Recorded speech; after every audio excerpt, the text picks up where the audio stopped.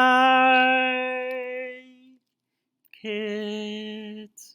Hopefully all this e-learning isn't keeping you too much in flux, because we're going to talk about magnetic flux. So let me do that so you can see. Magnetic flux, write it down. The relative number of B field lines passing through an area. You might think, well, what the heck does that even mean? Why is this important? Well, first, let me explain why it's important. Magnetic flux is super important in explaining how a generator works. So it is. So we have to understand flux in order to understand a generator. So let me explain what flux actually is. So imagine I have a disc magnet, and the North Pole is facing up, the South Pole is facing down. So my magnetic field is pointing towards the ceiling. Okay, so these straws will represent my magnetic field lines.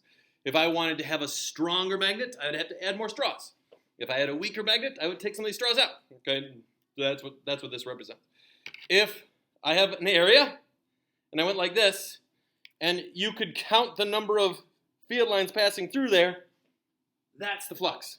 That's what the flux is. It's just a relative number of field lines. So how do we determine what the flux is? Now, the symbol for flux is a Greek symbol phi, like phi, phi, pho, fum. There it is. So what does it depend on? Well, if you think about it, well, how can I make more flux? Well, the first way is have a stronger magnet. So more B field. So the formula for flux depends on B. Second way is, hey, you know what? Instead of using this area, let's use a bigger area. More flux. So it depends on this. But then it also depends on the orientation of the area. If you watch, okay, lots of flux. That's maximum flux. That would be no flux. That would be some flux. So it's going to depend on the orientation of the area, which really is, it's going to be cosine theta, and I'll explain that in a minute, but this is the angle between B and A, so between the magnetic field and the area. So let's draw a picture, because again, being able to do physics well, you have to draw pictures, so let's draw a picture. So let's draw a picture of what I just had there. So let's say I have a magnetic field going like this, okay, and then I have a loop that was on top. That was the first picture I showed you. Well, that was maximum flux. How do you determine direction of the area? Well, the direction of the area is always perpendicular to its surface. So here's my area. That's the direction. Hey, that's the direction. That's the direction. That's the direction. That's the direction. So my area's direction, I'll use that in green, would point that way. Does everybody see? Or straight down. Okay.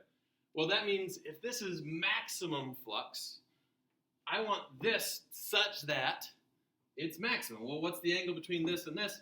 It's 0. Cosine of 0 is a big number. Okay, so hey, that works. Okay. Whereas if I do something like this, where I turned it, so my loop was orientated this way. Hey, look, there's no flux passing through. There's no field lines. What's the angle between them? It's 90. Cosine of 90 is 0. 0 flux. So hopefully that's okay. That's what flux is. The units for flux, Teslas. So Teslas times meters squared, which actually is abbreviated Webers, which is abbreviated WB. So I think there was a guy who was amazing at like grilling, and he was really good at magnets because, you know, all right, anyway. But it's going to be abbreviated WB. So there you go. Hopefully that's okay. Bucket!